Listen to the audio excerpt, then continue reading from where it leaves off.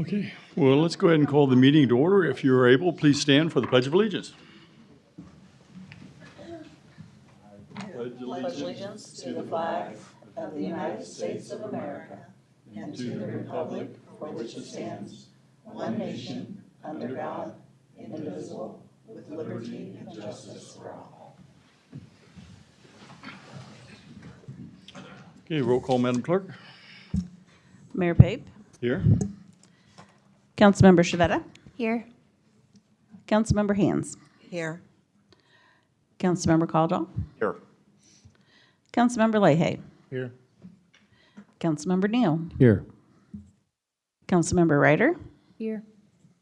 Councilmember Silvers, Here. Councilmember Yodridge. Here. Okay, thank you, Madam Clerk.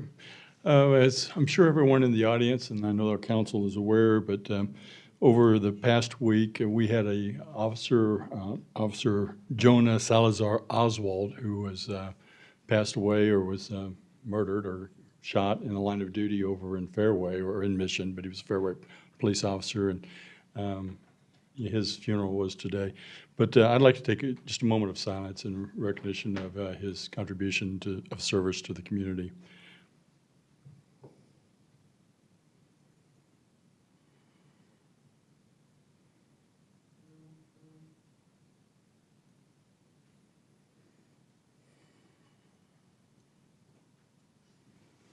Okay, thank you. Okay, first item up is public items, and members of the public are encouraged to use this time to make comments about matters that do not appear on the agenda. Comments about items that are on the regular agenda will be taken up as each item is considered.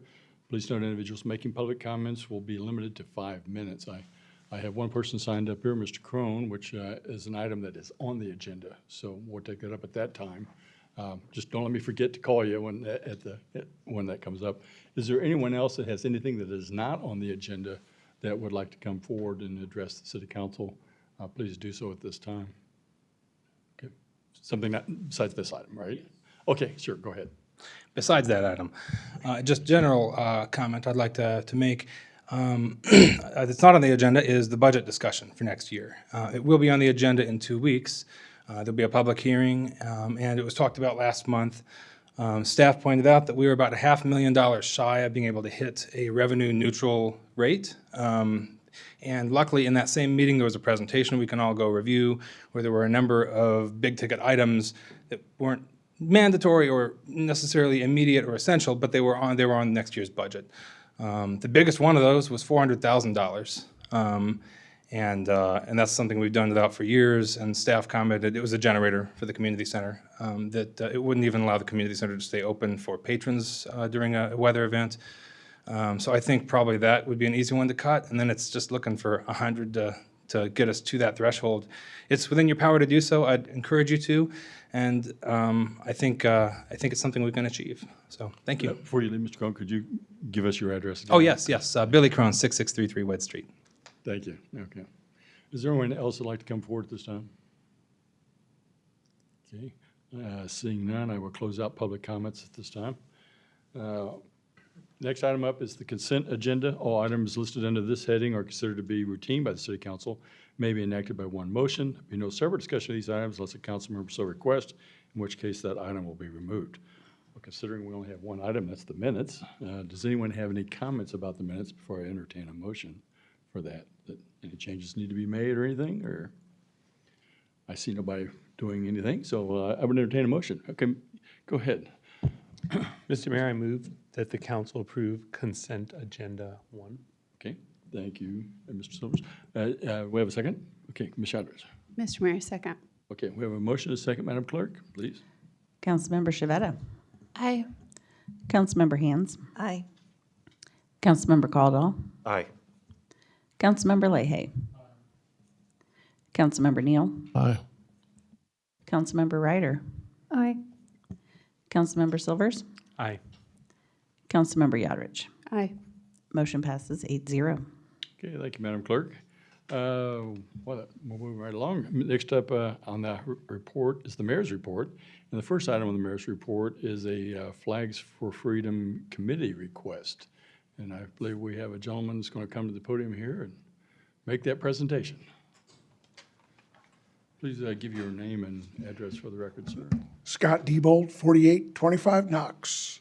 Mr. Mayor and council, thank you for the opportunity to speak. The last 2 years have been in charge of Flags for Freedom, whatever that means.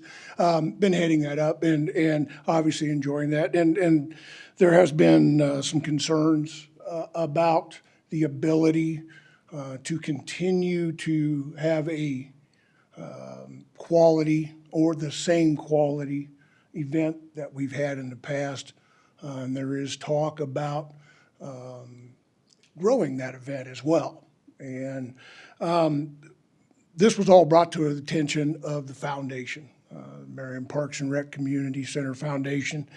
And I think it comes down to three things, guys. In the past, and starting specifically in 2016, Flags for Freedom was asking for a lot of city help. They needed storage for flags.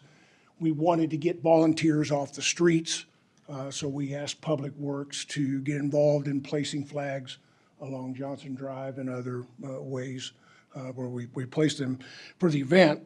And then also looking at helping with flag upkeep, storing it, those kind of things. So the requests for city help were becoming more. I don't know specifically if there was others after 2016, but I know those were specifically done in an action here, and I believe I was on council at that time as well when we approved that, which were all good things. All right, good things to help out with a great event. Increasing needs for more help, and that's one of the main things. I think we're needing a little more help from the city to be able to continue the great event. And with the thought of it possibly growing, we definitely would have to have help. And I think the concerns, like I say, come to that. That would be the first one. The second one, just a lack of interest in people being involved in the committee. Quick story, I'll bore you to death because I know you want to get home. I've sat in your chair, okay? Flag install, flag takedown. I made a point to speak with every person I could that was there, every volunteer. I think I hit most of them, particularly the younger generation. Trying to get them involved, ask them to be part of the committee. Not just be involved in those days, which obviously is a good thing, but to be part of the committees. And it reminded me of my teaching days, two ways. Most of them looked away, I can't answer that question, no, or that stared, squirrel in the headlight look, okay, or deer in the headlight look. So again, very low response. So that to me is a concern, that there's not young people. And again, I'm the youngest on the committee at 60. Others are wanting to get out, but there's nobody to take their place. So again, as a true volunteer organization, and very difficult to continue that. And then money is becoming an issue. We have a lot of flags that need to be replaced, around 700 that need to be replaced. Because I think because of some past, the pandemic, some other things, some of the inventory going through that hasn't taken place. So we made a point to do that this year, and there's a lot of them that should not be on the street, should not be in our fields, and they need to be replaced. Now, I think through foundation, it's not all about money and replacing the flags. Some other things that have been brought to my attention and to the attention of the foundation is that they want to see this event grow. And a specifically to compete or to be similar to Car Show, Turkey Creek, and then Merriam Drive Live. Well, if that's going to happen, the small committee can't raise that kind of money. They don't have those kind of resources, those kind of things. So it would take a city takeover to do that, if that is truly where it wants to go. Again, I don't know that for a fact. I have heard that, though. So it would become that. And these are all the things that we discussed at a meeting a couple weeks ago, and everybody had a chance to voice their opinion, everybody that it showed. And the majority were in favor of letting the city take this over as the central organizational part of this, still involving volunteers to do that, very similar to the car show. Obviously, the car show is very successful. Merriam Drive Live, very successful, okay? Turkey Creek, very successful. So again, not that they can't do it, okay? So that's not the issue. I think those are all those things, if they run them the same way, they will be, Flags for Freedom will be successful. There were some that had some reservations, some that have been involved in it for quite some time, were one of the originators. But again, I think they also see the three issues, okay? Need more help, lack of volunteers, and then a financial issue. So I think, again, that's why it was a unanimous vote at that meeting. That vote was to turn this over to a city-organized event. And then we had a second motion that is why I'm standing here, to bring it to you. I don't think you're voting this evening. I think it's in 2 weeks. I think it'll be back on the agenda. But an opportunity to get this in your brain, think about it a little bit, and so forth. So I rambled, I apologize. But I have be glad to answer questions. Again, I don't know that Ms. Hands might be better at answering those because I haven't been involved quite as long, but I'd be glad to answer any questions you might have for me. Someone have any questions for Mr. DeBold? Okay, go ahead, Mr. Silvers. I just have one. The Flags for Freedom has grown, and I understand as a volunteer for that event how big it is and how difficult it is to get volunteers. I apologize. I didn't hear your question. Remember, I'm deaf now, old shop Sorry. teacher, so I'm deaf. I was applauding the event. I haven't gotten my question. My question is, have you spoken to Anna to see if her team, who I think would probably take this over, have the ability to take it over? The request came from Ms. Slocum. Okay. Again, I believe that email went out May the 1st of this year. And again, I'm not sure what prompted it, other than, that we have been asking for more help from the city, and more. So again, I think it just it brought up some great questions. It brought up some people to think a little bit about it, think about its future. So, yeah, so Ms. Slocum is definitely aware, and she was at the meeting that we had and that vote, so. You're welcome, sir. Okay, Ms. Shadwick. I know our Public Works Department's heavily involved already in acquiring the flags, getting them to the Public Works building from storage, all that kind of stuff. Would this increase their involvement more than what they already do, or are we taking on additional physical labor and manpower in doing this other than the volunteer portion of it? To the best of my knowledge right now is that the way things are would continue. Okay. But again, there are no details that have been set. This right now, all of the details for what the city is going to do with it, if you vote yes, if all of you vote yes next meeting, what they're going to do with it, how it's going to be run, all of those details have yet to be figured out. So right now, it's just about, are we going to transfer that power? So.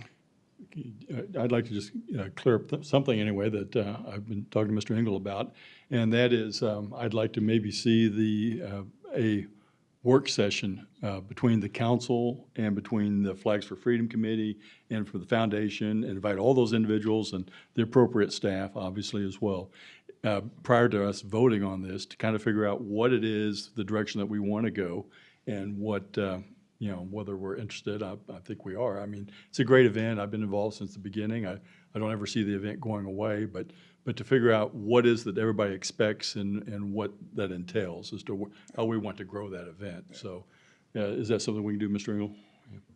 Schedule a work session. We can schedule a work session in conjunction with the council meeting or independent. We can poll the council and the members of the committee and make sure everybody gets together in a room to talk about expectations, yes. Okay, all right. Anybody have a problem with that, or, okay? Okay, I think everybody's on board to meet and talk about this, Mr. DeBold. Is that something that would be planned, obviously not before the vote, Okay, so. I'm not certain where you came up with that we were going to vote next meeting. Well, that was kind of, I mean, and when we had discussions at this meeting with the foundation, and we were just, I may be assuming Okay. that this would be an introduction, let you have an opportunity to process it, and then at the next meeting, again, I may have overstepped my bounds there, that's very possible. Because Maybe that's I'm- something that needs to wait until we all discuss that, which might Yes. be a good thing too, so. I think that would be really good because there are a lot of things that need to be hashed out. Ownership of the flags is one of the big issues.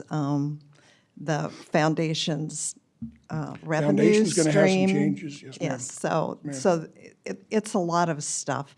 So I'm not sure, if you have a deadline that is important in some reason, I don't know what that No, ma'am, is, no, but. ma'am, Okay. it was probably just me Okay, overstepping good. my bounds. probably. Good, because I bet we can't turn it around that fast. Okay, all right. Any other questions for Mr. DeBold? Okay, well, thank you for heading that committee you. up for the last couple of years, and we Enjoy it, so. assured that you will have some sort of continuance in this process itself. Yes. and Hopefully you'll let me. Many more years to come. like to be involved. Yes, definitely. Thank you, guys, appreciate it. Thanks, sir. Okay, well, let's see, we have, get around to, get that one, all right. Yeah, was there any other discussion that anybody else had on concerning that topic at this time, or, okay, all right, well, it looks like I have another item up, we got a couple other things coming up, I guess the next one would be the August CIP update, is that a? Oh, Yep. sorry, that's staff information. We're still on the mayor's report. Excuse me, I'm still on mayor's report. I flipped the page, I was too far ahead. Well, it looks like the only other thing is my actual report, which I attended the Coffee with the Cop at the Merriam PD. It was a really good turnout of our citizens. Again, can't say the donuts were the best, but they were okay. But, and then I was in Branson for a couple weeks, so I didn't get a whole lot done as mayor. And I'm not really sure since I was gone what any of the other council members have done. So I would offer up this opportunity to say if there's anything you did in light of the city events and things that have occurred in the last 2 weeks. Well, I took a friend to the gallery opening, and this particular friend I went to high school with, and she's been living in Honduras for 53 years, and she was so impressed with us. So, thank you. Okay. It's always a great event put on by Dirk Slocum's team down there. Anybody else have anything to report? Okay. Well, I guess Well, that's, we went to the open house at the police station. oh, you were at the open house at the police Well, station? you were there. I was there. Yeah. Yes. We had donuts. We did. Yeah, you were Yeah. there too. You and I were there. Yes, we Yeah, were there. and it was great. Councilmember Yodrich was there as well. Thank you. I forgot. Okay. Yes. Everything's a Credit, blur. give me after- credit. We're Yeah, well, that's why, sorry, I missed you. just not early in the morning. I don't do things early. I showed up late. Sugar overdose, I'm sorry. Okay. All right, well, that kind of probably wraps up the mayor's report then, I guess. Now I can flip over. Okay, it looks like the first item up would be council approval of bond ordinance and accompanying documents for the issuance of industrial revenue bonds for the Merriam Grand Station Development Project. Thank you for coming forward, and looks like you're going to be our main presenter this evening. Yes. Good evening, Mayor, members of the council. Joe Serrano, Kutek Rock, your bond counsel, 2300 Main Street, Kansas City, Missouri, 64108. Before you this evening is, it's an IRB bond ordinance and documents associated with Merriam Grand Station development, the former Kmart site. As a very brief backdrop or background, you may recall last summer you approved a redevelopment agreement and 2 resolutions of intent for this project. The resolutions of intent, one was for a commercial space and one was for the apartments. For this evening, it is the commercial space. Resolution of intent was for $9 million, or not to exceed $9 million. The with negotiations, I meant to say, Matt Pennington, Scott Miller, and Ralph Bellar are here with the development team. During our discussion, that $9 million bond needed to be bifurcated into two bonds. One was for a $6,750,000 bond, which will be used for the commercial component. That commercial component will be constructed by Merriam Grand Station X LLC. It's an affiliate of the Merriam Grand Station LLC. The other one, and that bond will also be purchased by that same entity. The other $2,250,000 IRB will be used for a portion of the parking structure. The parking structure, there's a portion that is included in the commercial space, but it's also going to serve the apartments. So Merriam, our MGS Lofts will be the constructor, will be constructing the parking structure. So we had to bifurcate that $9 million. So for your consideration are really two series of bonds, one for the $6,750,000, one for $2,250,000. For each series of bonds, for your consideration, there's a trust indenture. The trust indenture is with Security Bank of Kansas City and the city, and that just simply prescribes the form of the bonds. How we structure this these days, the developer will lease the project, land and improvements, to the city, and the city will then lease it back to the developer. So we call it a base lease or a lease-back structure. It's allowed in Kansas law.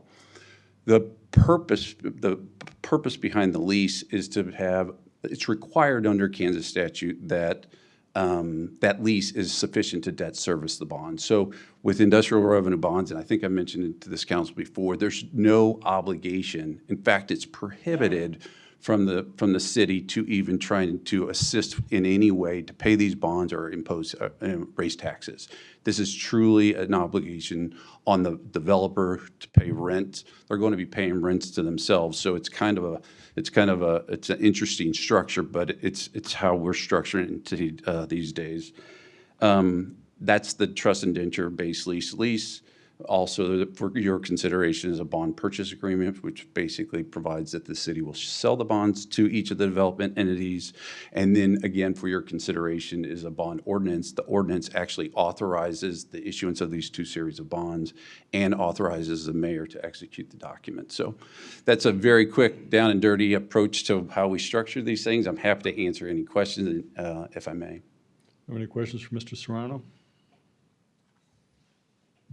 Okay, Mr. Silvers, go ahead.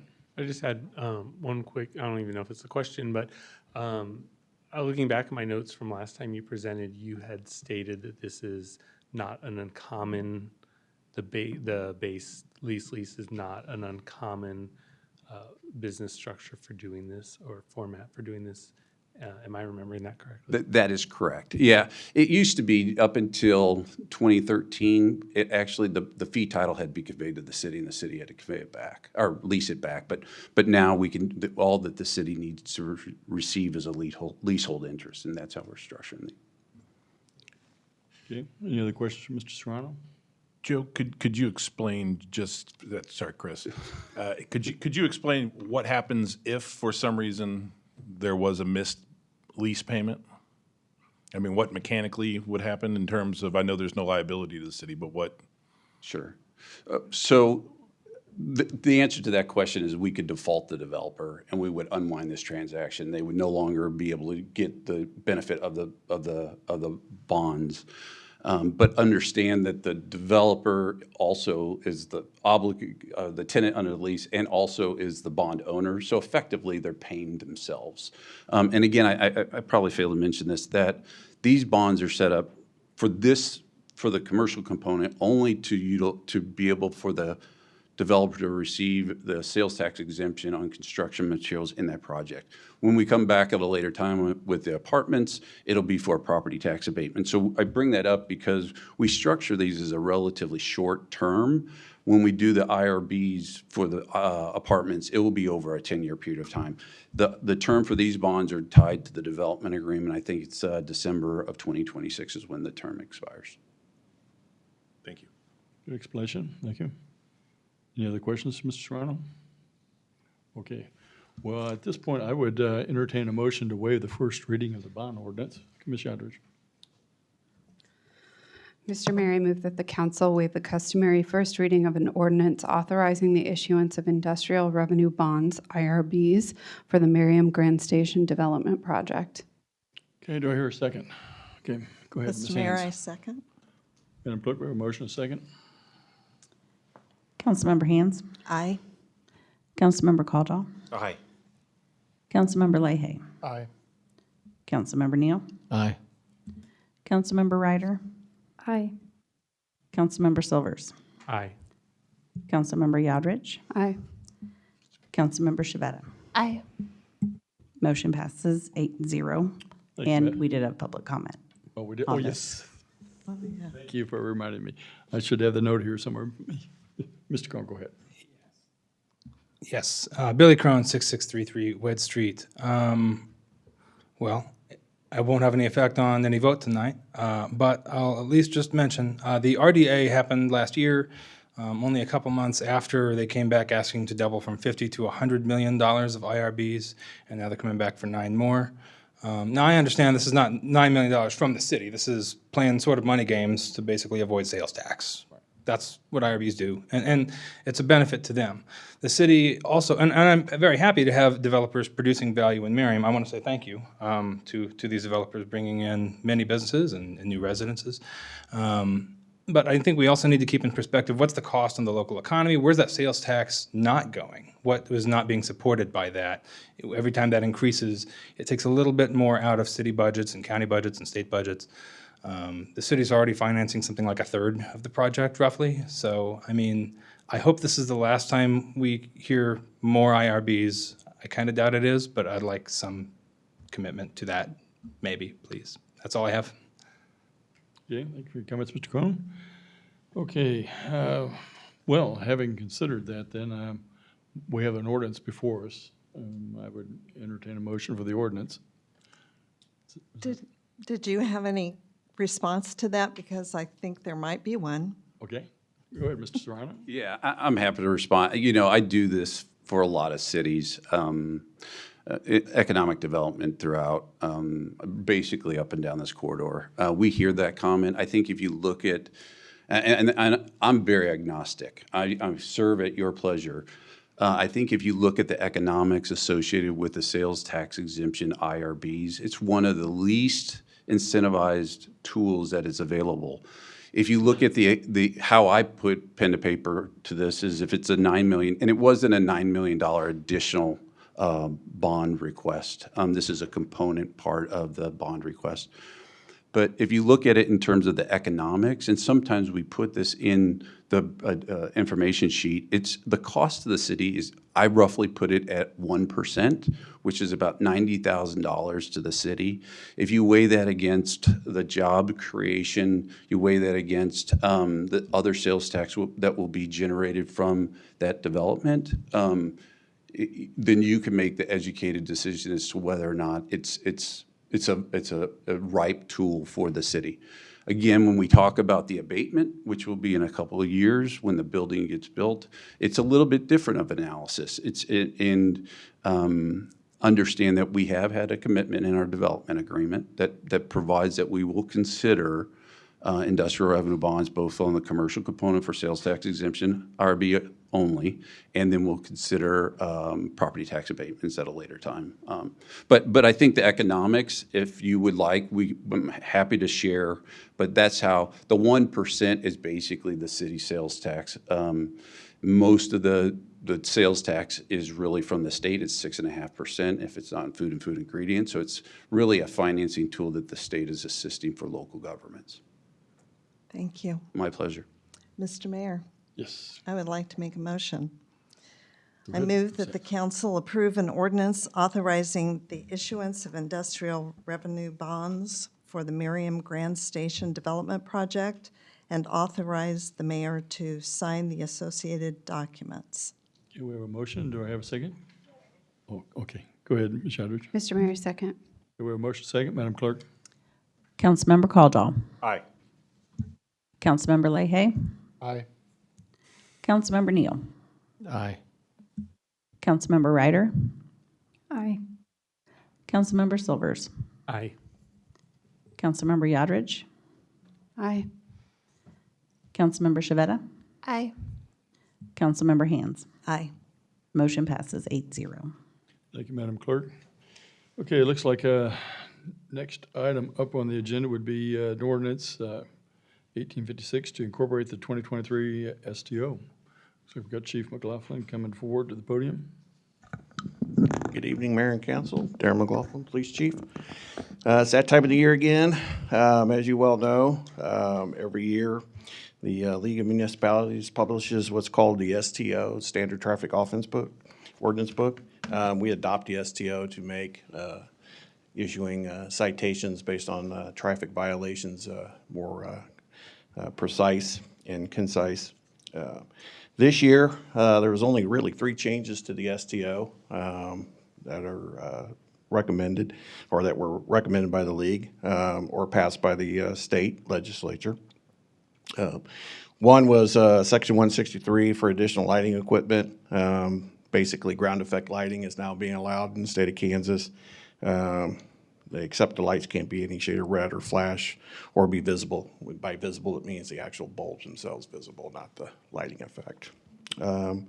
Spilling loads on highways prohibited. There was a House Bill 2160 that exempt trucks, tractors, and trailers from hauling cotton bales on this provision when certain requirements are met. We don't really have an issue with cotton bales being transported through the city of Merriam, so it's there. We don't really need to worry about it all that much. Then they changed Section 194, the penalty section for driving while license canceled, suspended, or revoked. Basically, those changes are for the first and second offense that you're convicted of. They have removed the requirement for, excuse me, to be suspended or failure to pay a fine. So they basically removed the suspension aspect of that. They also required a minimum fine of $100 violation. Those are the changes. I'd be happy to answer any questions on the STO. Do you have any questions for Chief McLaughlin? Okay, I see no questions at this time. I think it would be pertinent to waive the first reading of that ordinance. I have a motion for that. Ms. Shadridge. Mr. Mayor, I move that the council waive the customary first reading of an ordinance amending Section 68-19 of the Merriam Code of Ordinance by incorporating the 2023 Standard Traffic Ordinance STO. Okay, we have a motion. I hear a second. Second. Oh, who was the second? David. Oh, David. Okay, Mr. Neal, go ahead. Okay, we have a motion, second. Madam Clerk. Councilmember Leahy, Aye. Councilmember Neal, Aye. Councilmember Ryder, Aye. Councilmember Silvers, Aye. Councilmember Yodridge, Aye. Councilmember Shavetta, Aye. Councilmember Hands, Aye. Councilmember Caldwell. Aye. Motion passes 8-0. Thank you, Madam Clerk. Looks like you have the next item too, Chief. Wait a minute. Oh, nope, wait a minute. Motion to pass the ordinance now. Now we need to move to Oh, pass now the ordinance. we need to move to pass the ordinance. Oh, And yes. so, Mr. Mayor, I'd love to make a motion. Please make a motion. I think I checked the wrong place. Go ahead. Thank you. I move that the council approve an ordinance amending Section 6819 of the Merriam Code of Ordinances by incorporating the 2023 Standard Traffic Ordinance, STO. Okay, we have a motion. Do I hear a second? Ms. Ryder. I second. Okay, we have a motion, second. Madam Clerk. Councilmember Neal, Aye. Councilmember Ryder, Aye. Councilmember Silvers, Aye. Councilmember Yodridge, Aye. Councilmember Shavetta, Aye. Councilmember Hands, Aye. Councilmember Caldwell, Aye. Councilmember Leahy. Aye. Motion passes 8-0. Thank you, Madam Clerk. Now, I guess the next one, Chief. The next one is for UPOC, which is Unified Public Offense Code. Again, League of Municipalities give us the UPOC book in order to help streamline our charging of misdemeanor ordinances or violations. This year, due to some changes, some laws from the state legislature, we have a few additions or changes to the UPOC. One is they went through and made some changes to the definitions which we included in the memo. A new law was battery against a healthcare provider. This one is a new offense approved by the legislature in Senate Bill 174, making it a Class A non-person violation to commit a battery against a healthcare provider while the provider is performing their job duties, so nurses, EMTs, and so forth. Unlawful restraint, basically they cleaned up the language in the UPOC so it mirrored state law, whereas before they had the basically definition of law enforcement officers was changed so that it was more inclusive to match the state law so that we're exempt from the unlawful restraint, i.e. when we handcuff somebody and place them under arrest type thing. They made changes to 3.13 stalking, just amended the definition of course of conduct to include utilizing any electronic tracking system or acquiring that tracking information. So someone puts a tracker on your car to stalk you or uses your cell phone data without your permission to track you. That's what's covering there. Section 5.5, watercraft life-saving devices. We really don't deal with that very much, but it's been included for the changes that the legislation's passed.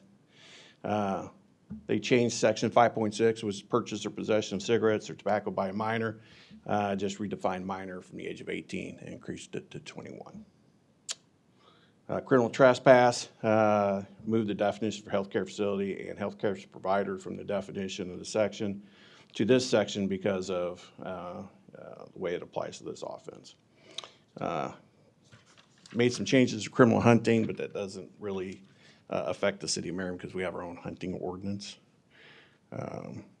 Counterfeit airbag violations, just added some wordage about what a counterfeit airbag violation is and to knowingly install or sell a device that's been not manufactured correctly. Changes to 7.2 interference with law enforcement. They added language to say knowingly flee from a law enforcement officer other than fleeing by operation of motor vehicle, since that is carried elsewhere in the ordinances. Operating aircraft under the influence. I don't even know how I'd enforce that at this level, but yeah, it's there. They land on I-35. Yeah. I do have a question. Would that include a drone? No, not according to the definition Okay. of what aircraft is in the ordinance. That was worth That's a asking. good question, though. There were some changes in the wording to cruelty to animals.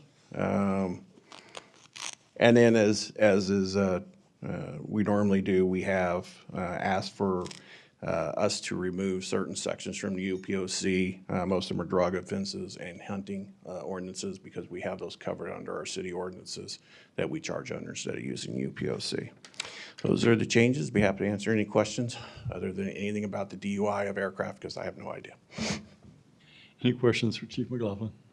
Could you Yes, go ahead.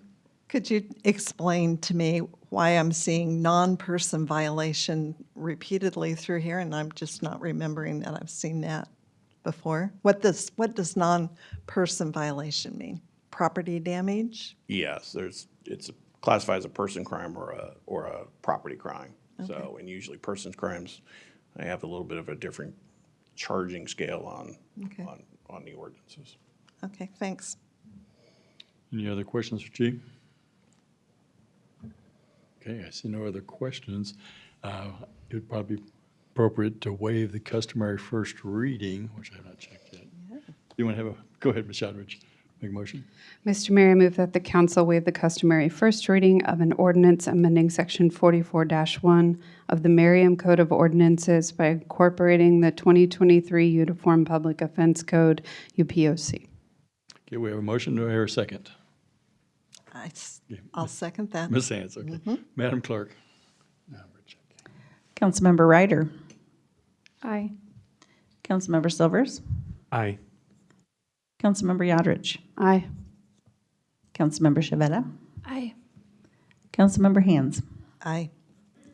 Councilmember Caldwell. Aye. Councilmember Leahy. Aye. Councilmember Neal. Aye. Motion passes 8-0.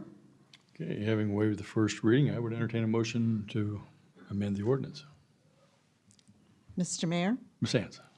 I move that the council approve an ordinance amending Section 44-1 of the Merriam Code of Ordinances by incorporating the 2023 Uniform Public Offense Code, UPOC. Okay, we have a motion. Do I hear a second? Okay, oh, this way. I second. Mr. seconds, Madam Clerk. Councilmember Silvers. Aye. Councilmember Yodrich. Aye. Councilmember Shavetta. Aye. Councilmember Hands. Aye. Councilmember Caldwell. Aye. Councilmember Leahy. Aye. Councilmember Neal. Aye. Councilmember Ryder. Aye. Motion passes 8-0. Thank you, Madam Clerk. Looks like next item up on the agenda is consider approval of a contract with Navitas to complete LED lighting. Oh, there we go. Ms. Kumke, go ahead. Director Kumke is going to address us. Good evening, Mayor and Council. In 2022, Navitas was hired to perform an investment-grade audit to identify energy conservation measures or ECMs at city facilities. And they identified a number of ECMs that we could consider implementation of, but two of those that we'd like to move forward are LED lighting at some of our city facilities in the Merriam Market, as well as weatherization. And as part of the audit, they guaranteed an energy savings. If we implement those two items, it would be $11,592 for energy savings, and then about $1,072 for maintenance costs. So that would be a total of $12,664 per year that we would be saving by implementing these measures. So we'd like to move forward with this. As part of the contract, Navitas would provide project management, construction oversight, and then at the end of the project, they would go back and evaluate the energy savings and measure the wattage to make sure that we are getting the savings that they've identified in the project. So I'd be happy to answer any questions you have. Any questions for Director Kumke? Okay. Oh, you, Ms. Ryder, go ahead. Do you know where the lighting is supposed to be replaced at? So what I understand is that the community center and the police station primarily already have LEDs. So it would be in this facility, Public Works, the Visitors Bureau, and the Merriam Market. Okay. Any other questions for Director Kumke? Okay, well, hearing no other questions, I would entertain a motion. Okay, Ms. Hands. Yes, Mr. Mayor. I move that the council award the contract for LED lighting and weatherization upgrades as identified to Navitas in the amount of $155,022. Okay, we have a motion. Do I hear a second? Ms. Ryder? I second. Okay, we have a motion second, Madam Clerk. Councilmember Yodrich. Aye. Councilmember Shavetta. Aye. Councilmember Hands. Aye. Councilmember Caldwell. Aye. Councilmember Leahy. Aye. Councilmember Neal. Aye. Councilmember Ryder. Aye. Councilmember Silvers. Aye. Motion passes 8-0. Thank you, Madam Clerk. Looks like next item up is consider approval of a contract with Hygiene's Janitorial. Thank you. Looks like you're going to address that one too for us. Yes. So as you know, City Council recently approved a contract with SG 360 to provide janitorial services for our city facilities. They began providing those services on July 1st, and they're currently still cleaning our facilities. And since that time, they haven't performed to the standards of our contract. So mainly, the scope of work that we've identified as part of the contract, they really haven't cleaned to our expectations, especially in the community center. And there's some security procedures that they haven't followed. So what we require is when we have employees after hours that they have to have a background check and be identified. And we've had a number of instances where they haven't followed that procedure. So what we would like to do is go with the second low bidder, which would Hygiene's Janitorial. And we've talked to them a number of times. We've identified their scope of work. They've had 2 walkthrough through the facilities, and we've communicated our expectations. They've also had good references, and their employees have been background checked. So we feel that they can provide those satisfactory services. And we have talked to SG 360 a number of times and identified some of our concerns. We haven't really seen a lot of improvement. So we would like to recommend moving forward with Hygiene's to provide janitorial services. And if you approve that tonight, then we will notify SG 360 tomorrow that their contract has been terminated, and then we'll move forward with hygienes tomorrow night, cleaning our facilities. Okay, and, okay, Ms. Ryder, did you have a question for Director Cook? Yes, go ahead. Have you witnessed any of the facilities that the hygiene janitorial services has cleaned before? No, but we've talked to a lot of their references. Okay. And I know we have, but just for the record, we have done everything we can, and termination of the contract with the existing company is not going to be a legal problem for us. Yes, we've worked through the city attorney, and our facilities manager, Caleb Hunt, has, worked with him and identified the number of issues that we've had, and we've documented all that. Okay. Any other questions for Director Kumpke? Okay, well, having done that, I would entertain a motion. Okay, Ms. Hands. Yes, Mr. Mayor, I move that the council approve a contract with Hygiene's Janitorial in the amount of $183,240 per year to perform janitorial services. Okay, we have a motion. Do I have a second? Ms. Shadrich. Mr. Mayor, I second. Okay, we have a motion and a second, Madam Clerk. Councilmember Shavetta. Aye. Councilmember Hands. Aye. Councilmember Caldwell. Aye. Councilmember Leahy. Aye. Councilmember Neal. Aye. Councilmember Ryder. Aye. Councilmember Silvers. Aye. Councilmember Yadrich. Aye. Motion passes 8-0. Thank you, Madam Clerk. Thank you. Thank you. Looks like the next item on the agenda is the Upper Turkey Creek 120,000 survey request. Looks like we've got Mr. Engel coming to the podium. Real slow until the sunlight is no longer on that spot right there, so please bear with me. The next item on your agenda is a request for $120,000 as part of the Upper Turkey Creek project for a boundary survey. This is a boundary survey of all of the properties within the extent of the creek project, going from Shawnee Mission Parkway all the way up to Waterfall Park. This is work that was projected to be done in 2024.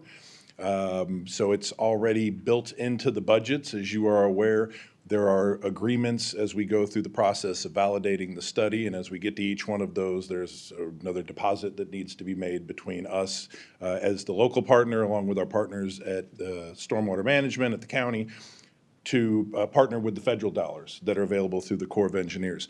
So this is monies that were already projected to be spent in '24. However, we believe, staff, county staff, and staff at the Corps, believe moving this boundary survey up to now in the process is actually the right thing to do. We think it's going to be advantageous as we validate this study and as we've run into some difficulties with some easements and things like that that we think are going to be problems, and possibly incur additional cost for easements that weren't initially built into the 2015 study, that now is the time to do this. As you are aware, we are essentially validating that study. There's possibilities that the project as currently contemplated may not be the project that gets implemented. This boundary survey will be needed regardless of whatever solution we end up going forward with. So again, this is good money spent from a staff perspective. Again, it's $120,000. 90,000 of which will come from our county partners. We will send them an invoice to reimburse us out of their 24 money, but we are recommending that we move forward with the boundary survey in 2023. It'd take about 6 months to complete. The reason that we're doing this is that by federal regulations, they, in their current, what they call burn rate of the money that we've already paid, the $490,000 that we paid in the last contract, there's a good likelihood that they will run out of money at the end of the year. And when they run out, they can't approve any additional funding if they're projected to go into the negative. Kind of maybe like your escrow account on your house. That's kind of maybe the best way to compare it. So we've got to come up with the money now in order to do that. But again, this was something that we were going to pay for in January of 2024, likely anyway. So we're just doing it a little early. We would pay for it out of contingency, but we would pin that to the Upper Turkey Creek CIP project, so it's accounted for in the right spot. Any Happy questions? to answer any questions. Okay, go ahead, Ms. Shadrich. So long-term, this really costs us $30,000. Yes, this is $30,000 for the city to own boundary surveys from Shawnee Mission Parkway all the way up to Waterfall Park, which I'm certain if we were to go do that tomorrow, we would not be able to do that on our own for $30,000. So this is, again, whatever the chosen preferred solution is to our creek issue, this is valuable information that we will have. We have purchased it, and we will purchase it depending on council approval. So it will be ours to use. Okay, Mr. Caldwell? Will we own the surveys? We sure will. We will own all work that is done. We have Won't be the purchased core, it'll all, be ours. all core Okay. work that has been done. Yeah, we all collectively own it. We have equal ownership of it. Mr. Vedder, go ahead. You said it'll take 6 months, About, and then will people be like surveying out in the creek? Like we'll All see of the- people. we will, Okay. all sorts of properties. So yeah, Okay. so we'll have to notify folks Got that it. will be in the neighborhood, will be in the creek, because there's properties that go across the creek. So yeah. So That was my question. Was when will they get started? Immediately after we send the money? Pretty soon, yeah. I think they're chomping at the bit because again, there's going to be some things that, one of the reasons that we believe that doing this now makes a lot of sense is that there's information that we're going to gather from the study that will help us decide how to best move forward with the solution to the flooding issue. And then one more question. This wasn't done when the previous design study was done in 2003. No, I think we just used like Ames data, which is good data, but But it's not not super accurate. real data. Yep, mhm, It's- got it. So it's good enough, to do the preliminary study, but now we're in there and we got to say that pin is the Right. corner of this property And line. then we'll own this forever. So like if there's any, It's ours. got it. Thank you. Ms. Shadrich, go ahead. Are we going to be notifying property owners down there that we're going to We'll be be surveying? notifying, as we would with any survey, we would send out letters to every property owner that we're going to be out surveying their property and likely probably any adjacent property that they touch property with. Okay. So yeah, they will be notified via letter. And when you say we, you mean we? The Corps will be. The Corps will do it, okay. Just to even more clarify, it'll be Okay. it'll be the survey firm that the Corps hires for Yeah. it. Okay, good. We know who. Is there a chance we could also send out letters too? So we kind of hit them twice? Just give them what, We certainly could send out a form letter that just says, hey, we're going to be doing this and we'll be in the area. it would be great if we could do that as well. Yeah, because I wouldn't necessarily read a letter from some random company that I didn't know. Exactly. That's what I was thinking too. That goes straight into my recycling bin if it's not from the city. Right, because it'll just say like But property you're the reason owner. we get yelled at. Is that Literally we're me. the reason that we But get Yeah. if yelled it at? said City of Merriam, I would open it. Right. Yes, we absolutely Look, can I'm do that. recycling it. Letter from- Well, Great I idea. guess it's not all bad then. Yeah. Any other questions for Mr. Engel? Sorry, I had one more. Go ahead, Mr. Vedder. Do we know who's going to be doing the survey yet? I believe it's the same company who did the survey work initially. Yeah, the for few properties, the creek- little points. For the creek, but I cannot remember their name, but we can get that for you. I, Yep, we I can was get just that for you. curious. Yeah, Thank and, you. and it's an extension to the existing, reason we don't have an agreement, it's an Right. extension to the existing agreement. Yep, understood. And then just to be clear, it is all in about a $400,000 survey. So that's what the total cost of it is. So it's a significant cost. Okay. Any other questions? I'm seeing no other questions. I would entertain a motion for this approval of this expenditure. Ms. Yadrich. Okay. Mr. Mayor, I move that the council approve a $120,000 expenditure with the U.S. Army Corps of Engineers for a boundary survey for the Upper Turkey Creek project. Okay, we have a motion. Do I have a second? Okay, Ms. Vedder. Hi, Mr. Mayor, I'll second. Okay, we have a motion second, Madam Clerk. Councilmember Hands. Aye. Councilmember Caldwell. Aye. Councilmember Leahy. Councilmember Neal. Aye. Councilmember Ryder. Aye. Councilmember Silvers. Aye. Councilmember Yodrich. Aye. Councilmember Shavetta. Aye. Motion passes 8-0. Thank you, Madam Clerk. Slow walked it just long enough because now the sun's in my eyes. Okay, it looks like we have Chief Long coming up for the next item, which is the presentation on the Overland Park Fire Department Hazmat Team. Yep, let me bring up the PowerPoint here. Good evening, Mayor and Council.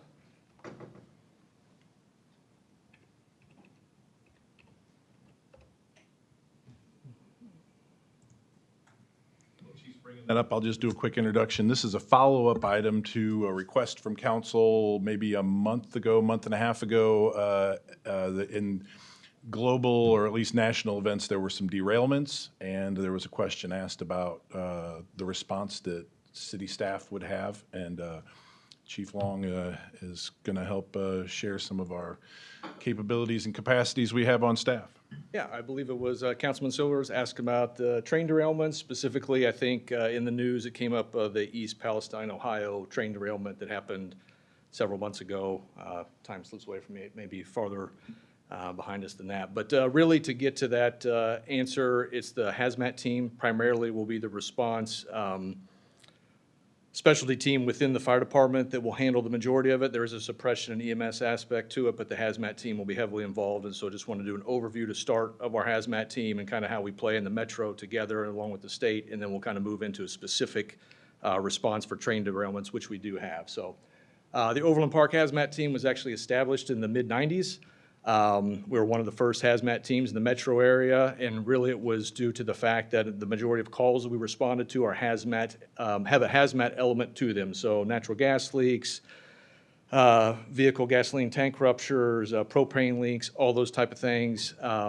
We started a hazmat team in the 90s. We also have tier 2 facilities within Johnson County in the metro, and that's a facility that has product on site that meets a certain threshold for quantity that, if released, would cause problems to environment or is hazardous to people and the local geography. And so a Home Depot would be an example of a Tier 2 site in Merriam. And so those are Code of Federal Regulations makes them report that to us, so we have that mapping in the metro area so we know that they exist within our response agency. And then we also have the railroads, which was the main question, 85 miles of railroad track in Johnson County, and then we have 3,389 lane miles of interstate and highway that we respond to as well. There's the Kansas City terminal in KCK, just as you pass for the bridge. We have the other intermodal terminal down towards Gardner, and the New Century Air Center also has a 5 miles of rail lines that come in and they drop off product there as well. And so after 9/11, there was the UASI funding, which is the Urban Area Security Initiative, which made funds available to response agencies within the metro through the MARC region that allowed other teams to come on board to be hazmat teams. There are also tech rescue teams that came out of that. USAR team, which is your urban search and rescue teams as well. OLATHA is that. And so you had other teams come to the table to start a hazmat team and kind of joined with us. We continue to be the leader in that area. As far as hazmat goes, with some other teams coming on board, and we're actually trying to right-size that now, and I'll kind of speak to that here in a minute. But we started a public-private partnership through the MARC, which really brings in your BNSF, your Evergy, and then your response agencies to basically form a network that if there is some sort of event, we all have familiarity with each other. We have collaborative relationships already that exist, and that we can rely on each other to respond to the emergency. And we also created an emergency response plan for the metro. That group meets every other month, and then on the months they don't meet, the hazmat team leadership, including myself, Battalion Chief Chris Palmer, that helps oversee our team, meet. That way we can basically train, do tabletop exercises, and then also kind of test out each other's capabilities. Each of us have a special monitoring capabilities in the metro, so we don't have duplication of services because this gets very expensive, but making sure that we have all the equipment we need in the metro for response. So specific to Overland Park, we are the primary response team on the Kansas side.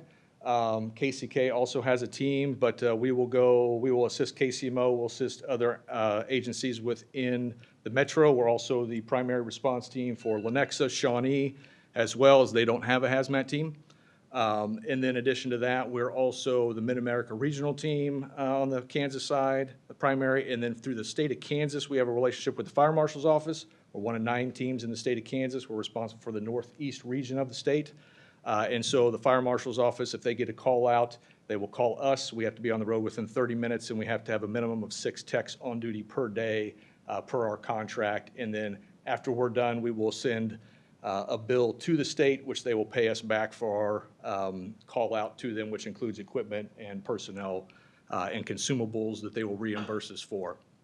We have working relationships with, obviously, with the county, with police departments, EOD teams, Johnson County Med Act, but then we train quite often with the DEA, FBI, the civil support team out of the National Guard for which is primary or chemical agent and kind of WMD response. But we train quite often with other outfits in the metro to make sure that we can respond to these type of emergencies.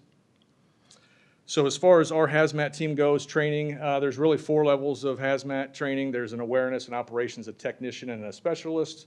All of our individuals that work for the fire department are trained to a operations level, and then we have per battalion, we have 9 to 12 individuals that are trained to a technician level, which is an extra 80 hours of training.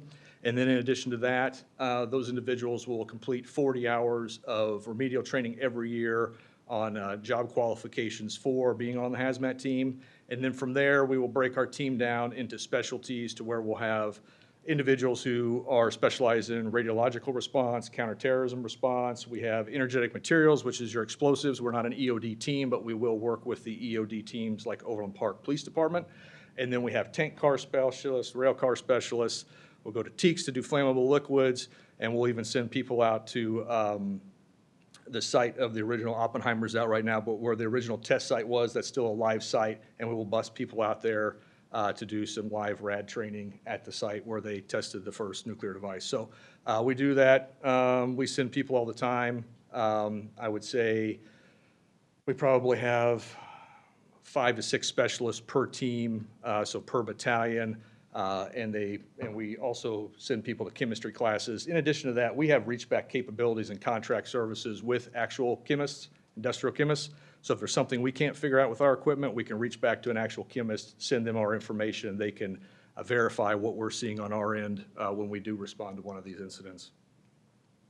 So our capabilities, train to respond to mitigate hazmat, basically incidents when products get outside their container. Solids, liquids, and gas. Past incidents include propane, mercury, unknown chemicals. We've had hydrochloric acid, hydrofluoric acid, refrigerant leaks, diesel fuel leaks. And then our main categories of equipment include our monitoring, identification, sampling, and our PPE. The equipment down below, that's some of our equipment that we carry, our relationship with the state. The monitor, the yellow monitor there really is our hazard identification. That's probably a $70,000 to $80,000 piece of equipment that the state pays for us. So part of that contract is they provide training, they provide equipment, and they do provide a small amount of money that we can use for funding for PPE and replacement costs of equipment. But all said and done, those 4 pieces of equipment right there are probably close to $200,000, which is usually funded all from the state or the MARC region grant funding that we continue to receive, but has dwindled over time. So as far as actually specific to railroad, so it's probably been 18, 24 months since we had our train derailment, Chris, probably. So 18 to 24 months ago, we did have a train derailment in Overland Park. It was about 162nd and Mission, just south of the tracks there that cross over Mission. It was 5 cars that came off the tracks down there. They notified us a little late, but we got down there and were able to inspect the site. Luckily, it was just some freight, and so there was no hazmat component to it. They came in, the railroad came in, and with about 24 hours, they had it cleaned up down there. But we did a commodity study because of that, so we can reach out to NTSB and get a commodity study of what's passing through our city or our county and our response areas. And so they come back to us with information on what's passing through. And then also the emergency management from Johnson County does this on a regular basis. So your top items that come into our county is coal. NEC means it's not elsewhere counted in the basically in the MSDS sheets when they do their transportation. So it's coal, crude petroleum, coal, cereal grains, gasoline, and then it kind of goes down from there on percentages. We transport outbound cereals and grains, coal, animal feed, mixed freight, gasoline, meat, seafood. Not sure about the seafood part of that one for the middle of the country, but that's the stuff that we're shipping out of the region. So specific to response, we have a preloaded response matrix for every call type we go on. We review that annually, and that's really set up based on our risk profiling, which is probability, consequence, and impact. Probabilities, how often it might happen. Consequence is really the impact and scope to the people and the geography that it actually would happen in. And then the impact is actually the impact on the response agency. So how does it deplete our resources to be able to respond to another event? Or if that event is so large, it depletes our ability to respond. So we go through that for each call type that we run. And based on that, we set up a response matrix that's in the CAD at the county, which is our dispatch agency. And so they will send a response. So for the train derailment, it's a full hazmat response, which is a lot of apparatus, a fire suppression piece to that, and also an EMS resources. And so the goal of any call that we go on is life safety, incident stabilization, property conservation. They're always in that order. They don't change. I'm sure the mayor's familiar with those. I've heard those a few times over his career. We usually tackle them. We will multitask and kind of hit those all at the same time, but that's the order. They're always in that order. And so our first, when we arrive on scene, the first thing we do is evacuate, isolate, try to recognize what the problem is, and then deny entry. We'll use law enforcement to help us with evacuation. We'll reach out to Public Works for barricade. We've also reached out to Public Works on hazmat incidences for loads of sand, those type of things, so that we can dam and dike before it gets into waterways and those type of things. If we recognize that it is going to be outside our scope, we have the regional plan that we can rely on, we have a state plan we can rely on, and we have Johnson County Emergency Management. So we will call in extra. Olathe has a hazmat team that's a backup to us. We can rely on them. We've got KCMO, KCK. We have more than enough resources to handle the immediate scope of it. One of the things that we don't do, which I think sometimes gets confused, is we're emergency and incident stabilization, but we don't do remediation, meaning we don't do the cleanup aspect of it. And so you have a place like Hazmat Inc. out of Olathe. Usually that is on the transport agency to call them and get them. Be honest with you, the railroad has their own contingency that they do their own cleanup and remediation. But if you were to have, let's say, Quick Trip spills 2,500 gallons of fuel down here at the Quick Trip, they usually will either have somebody that they have on retainer, or they'll reach out to like a Hazmat Inc. And we can help liaison with that, but that usually is on the transport provider and not on us.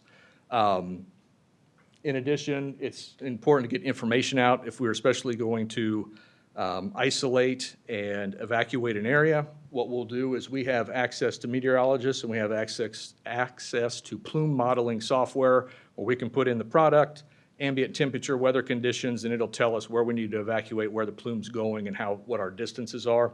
And then we can work through Notified JOCO, we'll work through Kansas Scout, we'll work through our PIO, communications specialist for the cities that we're dealing with, and they can get information out for us. And we'll work through the emergency management office at the county.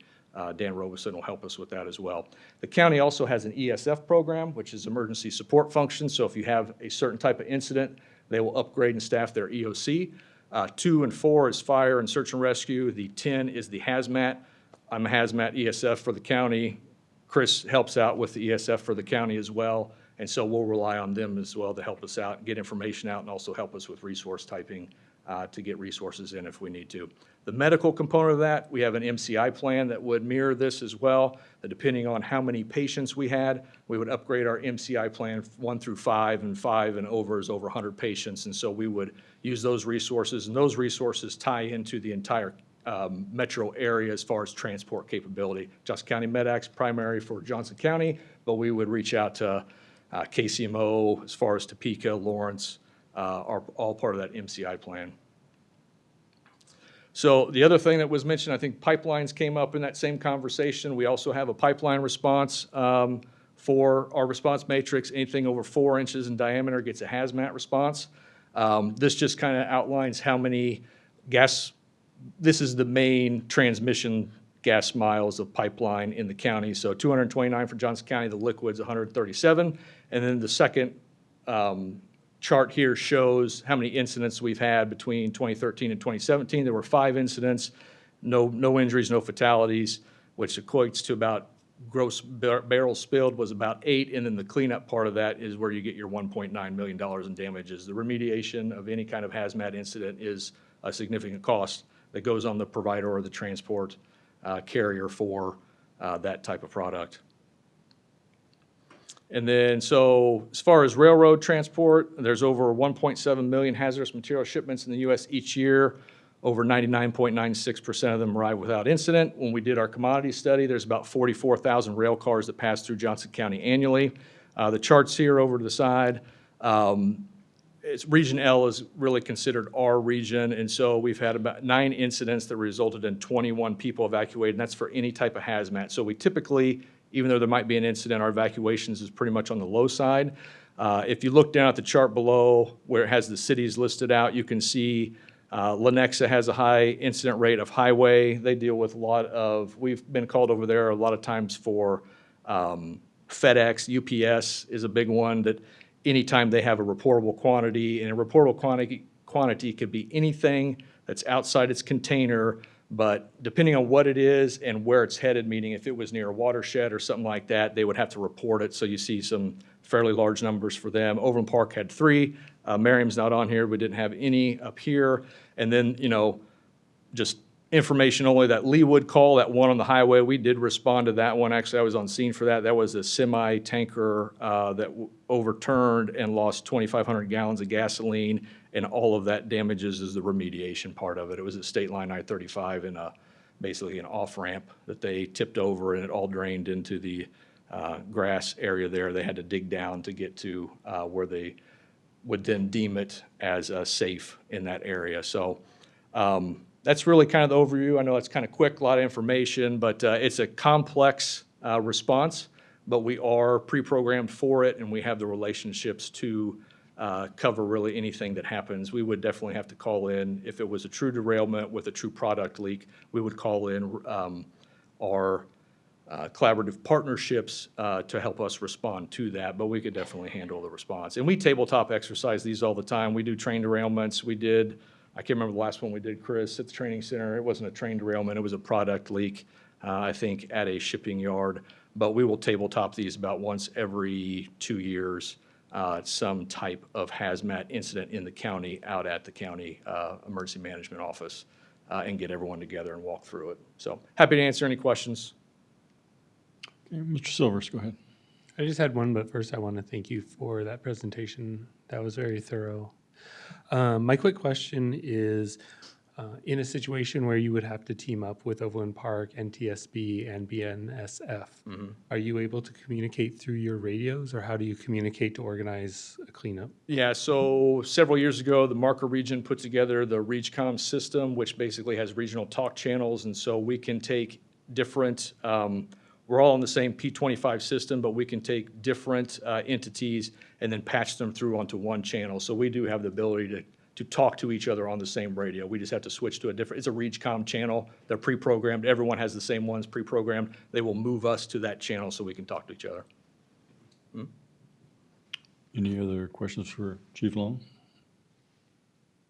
Okay, I think, thank you for your presentation. No problem. Most people in Johnson County don't realize, but living in Johnson County has a lot of perks, and this is one of them because of the expertise of the fire department. We've, as Merriam Fire Department, we relied heavily on Overland Park for any hazmat responses itself, and so do the other cities. And so we have a cooperative agreement, always did, and they do with the other fire departments in the other cities. And you guys are the experts, and we appreciate having you in our backyard and serving us. Thank you. Thank you. It's like bringing the Rolling Stones to Merriam Drive Live. Yeah, all right. There you go. That's an option. Let us know.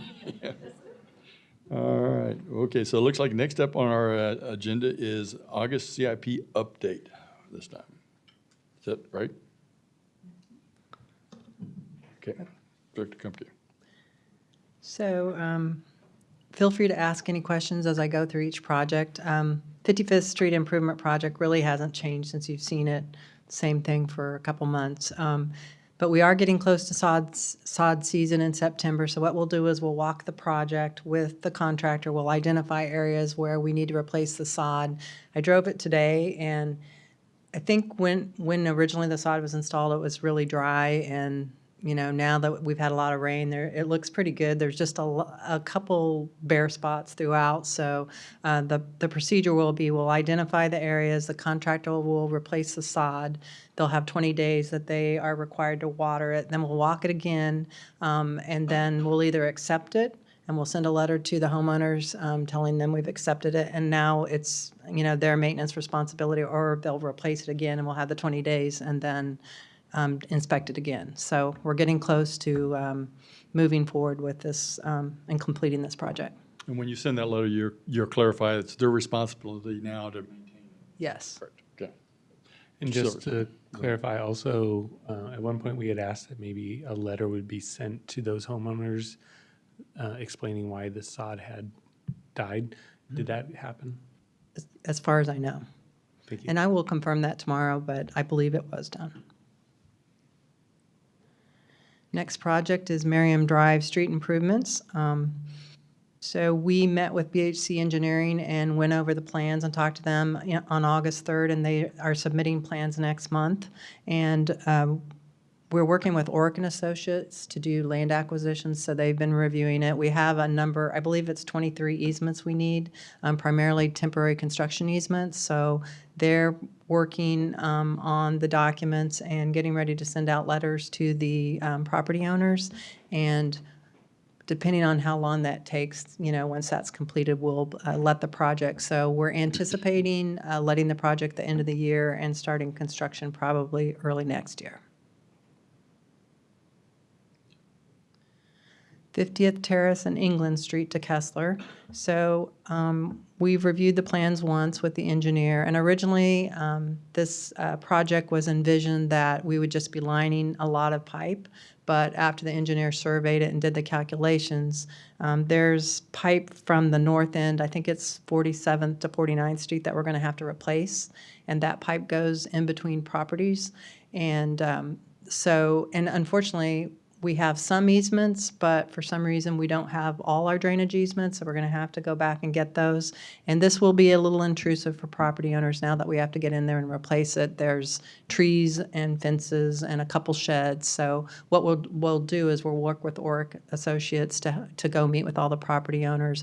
We'll walk it, talk about, we'll do whatever we need to do to limit our disruption. So we'll be identifying trees for replacement. We'll move the sheds, we'll add in sod, and we'll try to do everything we can to minimize the disruption. So hopefully, depending on how long that will take, same, project time, probably bidding at the end of the year and starting construction next year. Are the sheds on our easements or on the space that we need for easements? Well, they're over existing pipe. There is one that we already have easement, but there's existing pipe, then it's over an area that doesn't have an easement.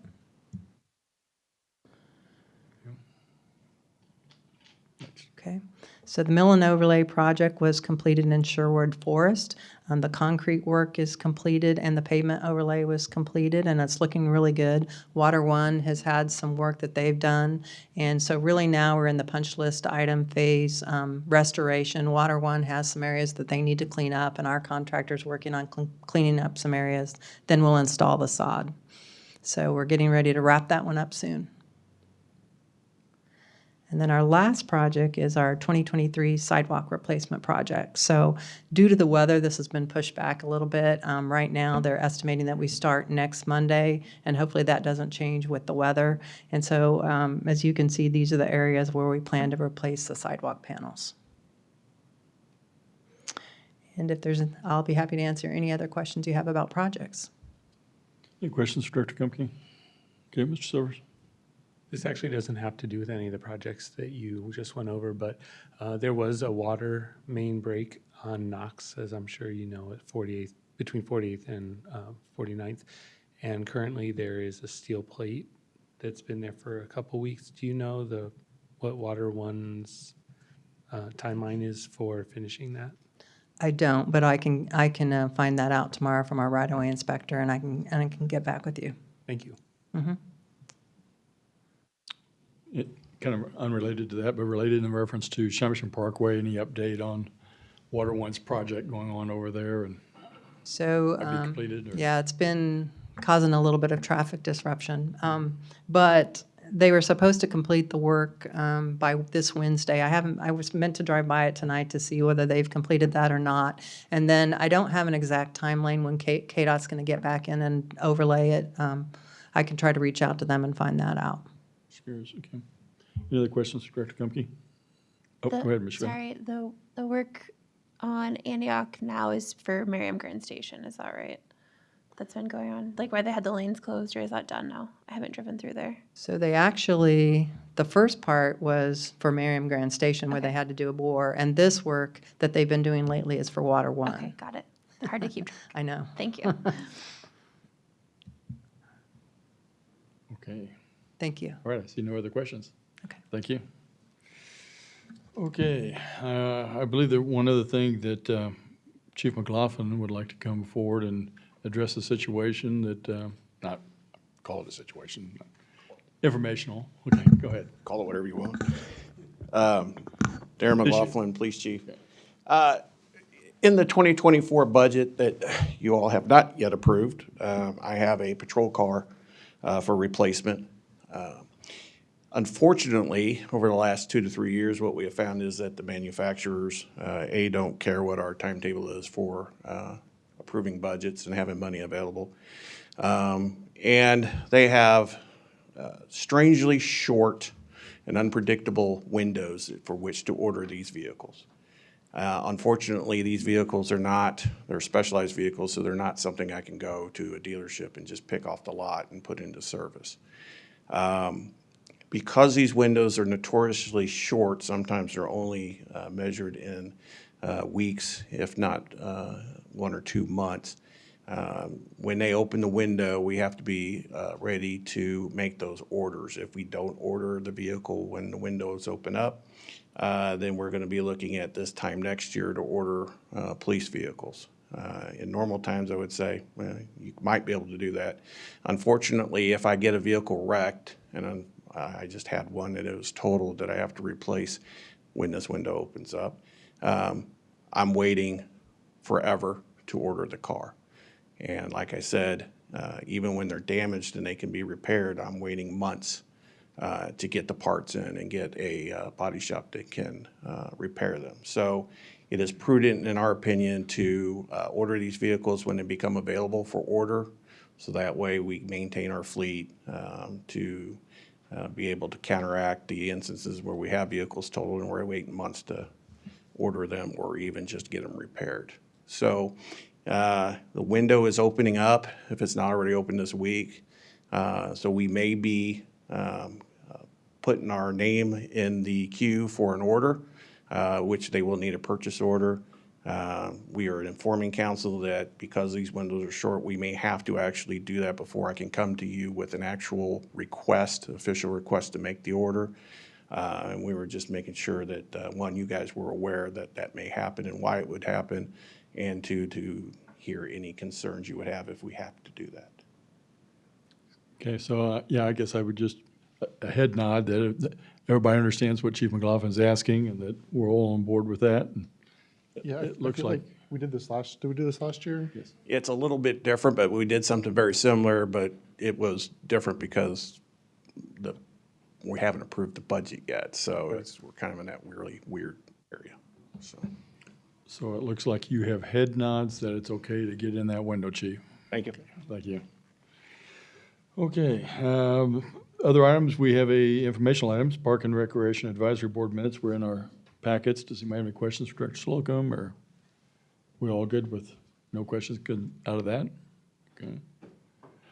All right, well, Mr. Engel, do you have anything else for the council this evening? Just 2 quick items, Mayor. Last Thursday evening, Public Art Committee met and did interviews for their Public Art Master Plan. Interviewed 3 talented and able firms to do the work, and it had a unanimous decision to select one preferred vendor. Staff notified them, and we're going to be working on contract and scope of work with them, that the final contract for that work will come before this body. So wanted to share that news with the council. Other item is a reminder that tomorrow is City Hall Selfie Day. That has been a tradition for the last several years. Is there also ice cream involved too? There's always ice cream involved, yeah. And so at 1:30 tomorrow in the parking lot, city staff will be gathering, hopefully with some elected officials, if you're able, to take a selfie. So if you have a long arm, Councilmember Caldwell, you might have the longest arm. You need somebody to hold the phone for the City Hall selfie. So tomorrow, 1:30 in the parking lot, if you're available. Happy to answer any questions. Any other questions for Mr. Mingle? Okay. Just as a shout out too, for the Citizen Academy coming up, Chief, with the dates on that again, and can they still apply? If you still apply, it starts next Wednesday. Starts next Wednesday. Okay, so if you have not attended the Citizens Police Academy, please, my recommendation is you do so. It's very educational, informative, and our guys do a great job. So, okay, I don't think I have anything else. I'd entertain a motion. I'd love Oh. to make a motion. Okay, go ahead, Ms. Hanson. I move we adjourn. Okay, we have a second. Ms. Jandrich. I'd love to second that. Okay, Madam Clerk. All in favor? Aye. Meeting's adjourned.